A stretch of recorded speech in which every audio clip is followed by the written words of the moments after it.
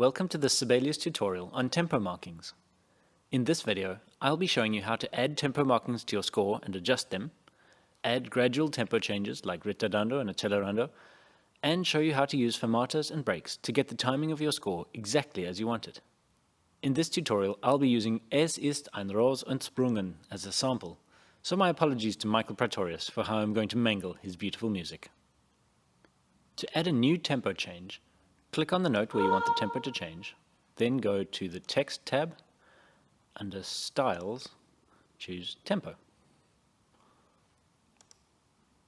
You can also use the keyboard shortcut Ctrl, Alt and T. Now you can simply type the tempo marking you want, or use a metronome marking, or you could include both. Metronome markings indicate how many of these durations are played in 1 minute. So crotchet equals 80 means that there are 80 crotchets per minute. If the beat is a crotchet, like in time signatures such as 4/4, 3/4, 2/4, like we have here, then crotchet equals is the correct metronome mark to use. If you're writing in a compound time signature like 6/8, 9/8 or 12/8, then you could use dotted crotchet equals 150, for instance. Since the beat in this time signature is a dotted crotchet, so this is saying 150 beats per minute, or BPM as we sometimes abbreviate it. To add the metronome mark, once you've added the tempo marking to your note, right-click in an empty space and choose the note duration that you want. Notice the shortcut here, then equals and 80. I could also use Control and the values that are here on the numpad. So if I want crotchet, then it would be 4. Or in this one, I would use Control Alt T, then Control and 4 on the numpad, dot on the numpad for dotted crotchet equals 120, for instance.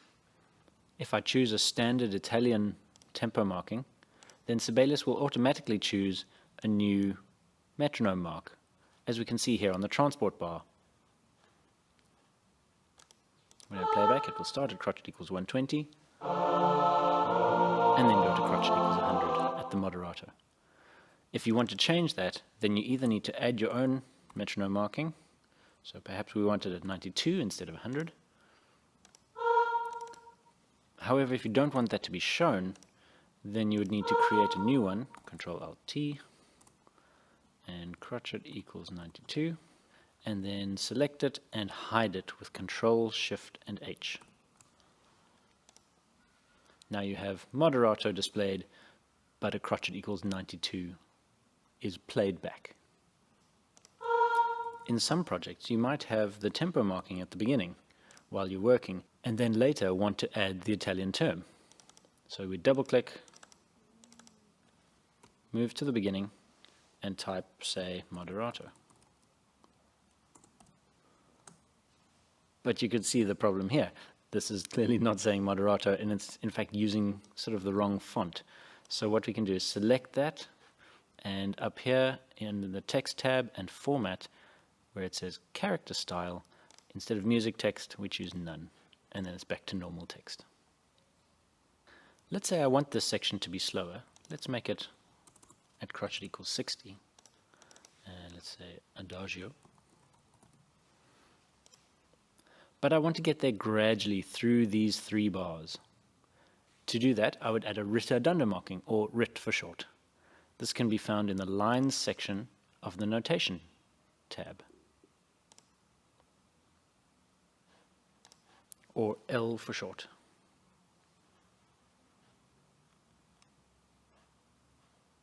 This is also where I can find accellerando, which is to gradually speed up. I'll select the bars where I want the ritardando to take place by clicking on the first bar, Shift, and then click on the last bar, and then press L for lines, and choose ritardando. Notice that it creates the rit word with a dotted line to show how far that rit extends. But when I play this back and watch the tempo changing in the transport bar, it doesn't make a smooth transition.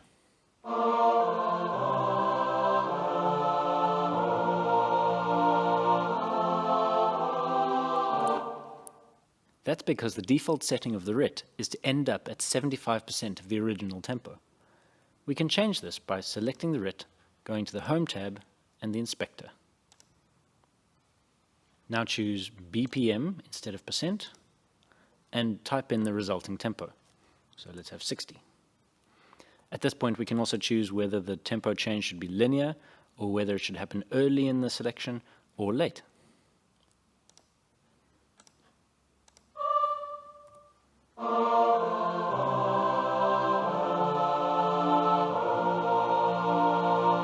Now it makes a smooth transition to our selected tempo. Perhaps instead of a new tempo here, we could have an out tempo marking telling us to go back to the original tempo. To do that, select where you want it to go, choose Ctrl, Alt and T for tempo, right-click in an empty space, and choose out tempo. Now we'll find that the tempo goes back to what it was before the Ritardando.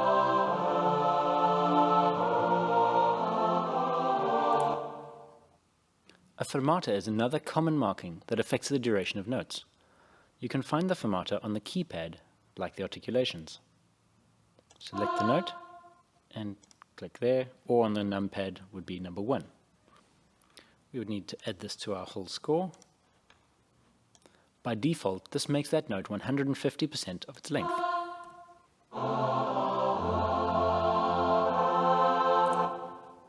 You can change the setting for all fermatas on the Play tab, then Interpretation, Dictionary. In this dialog, we'll go to Articulations, scroll down to Fermata or Pause, and at the moment extend duration to 150%, but we could increase that to 200%, and we could also add a gap of 20% if we want to.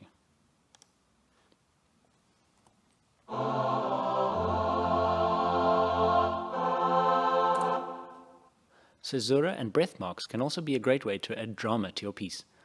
And although these normally require live performance to achieve the desired timing, Sibelius allows you to customize this timing too, so that you can hear exactly how long the pause will or should be. You can find these marks on the Notations tab and Symbols. Often a comma or tick is used for a breath mark, and here is the Caesura. Note that a Caesura adds to all of the instruments, while a breath mark is only added to one. Click on the breath mark or Caesura, and then go to the Home tab and Inspector to customize how they affect playback.